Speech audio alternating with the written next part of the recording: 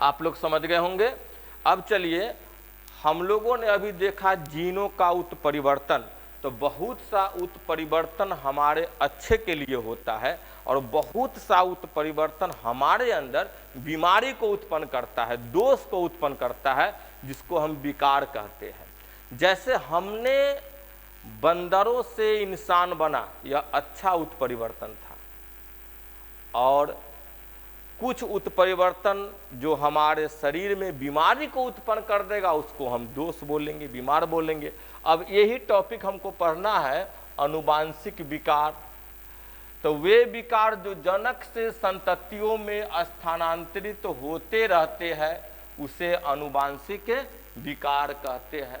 Genetic disease भी बोल सकते हैं, जीनेटिक रोग भी बोल सकते हैं, अनुवांशिक रोग भी बोल सकते हैं।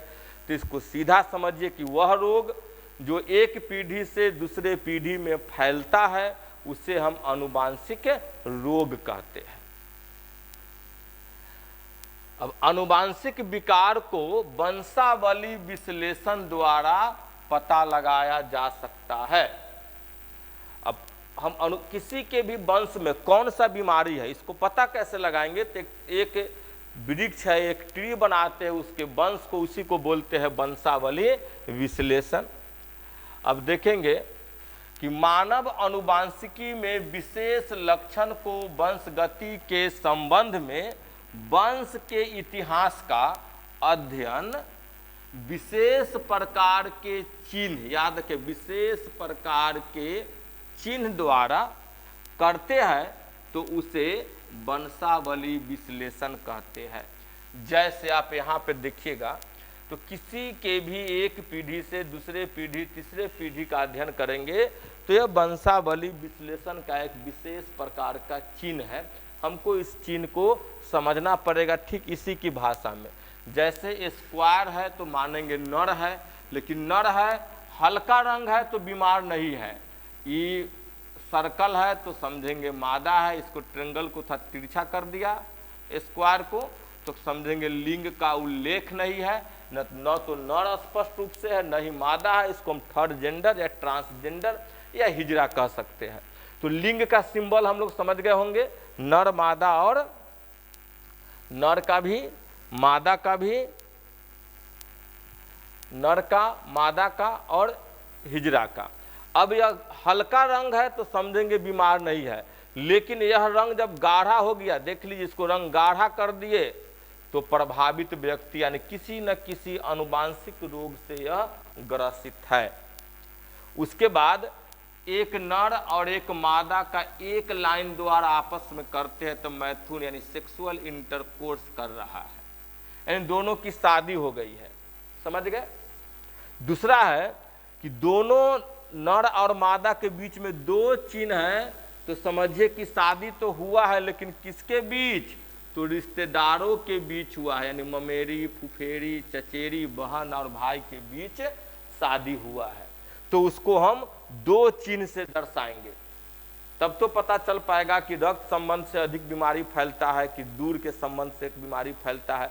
इसको पता लगाने के लिए एक लाइन दिए, समझे मैथुन यानी कॉपुलेशन यानी विवाह हुआ है, लेकिन दूर के रिश्तेदार में हुआ, दूर हुआ है, कोई रिश्तेदार नहीं है। लेकिन जब दो चिन्ह है तो चचेरे भाई बहन, ममेरे फुफेरे भाई बहन, यानी अपने ही वंश के किसी दूसरे नर और मादा के बीच मैथुन हो रही है। अब ऊपर में देखेंगे तो नर और मादा ये संबंध में विवाह नहीं है, अलग अलग है।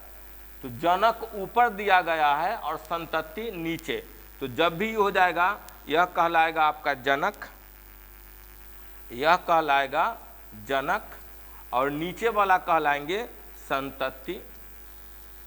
और बाएं से दाएं की ओर देखिएगा, बाएं से दाएं की ओर जन्म के अनुसार इसमें कौन बड़ा है और कौन छोटा है, ये बाएं से दाएं की ओर चलेंगे। अब देखिए इस किताब को हम ऐसे रखेंगे, हम ऐसे जब खड़े हैं तो हमारा दाहिना यह है, और चलना किधर से है?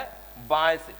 हमारा दाहिना इधर है, बायां इधर है, लेकिन हमारा दाहिना जो है इसका बायां है, तो यह जो है पहला संतान और यह दूसरा संतान, यानी इसकी पहली संतान हुआ तो नर हुआ और दूसरी संतान हुआ तो मादा हुआ।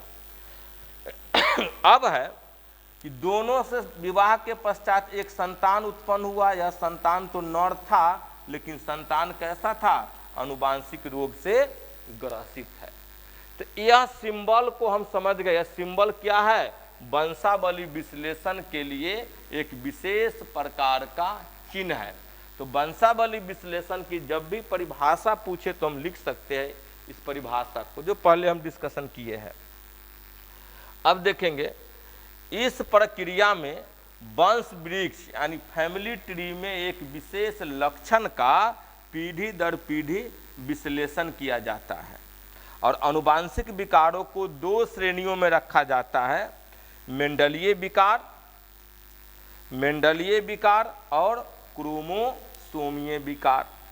अब यह जो हुआ, यह फैमिली का किसी भी फैमिली के अंदर सिंबल के द्वारा उसके हम वंशावली को बनाएंगे और उसमें पाए जाने वाले विशेष प्रकार के बीमारियों का अध्ययन करेंगे, जो आप देख रहे हैं यहाँ पे। इसमें भी देखिएगा तो एक नर है, एक मादा है जिसकी शादी एक समान नर से हो रहा है, यानी एक स्वस्थ नर से हो रहा है।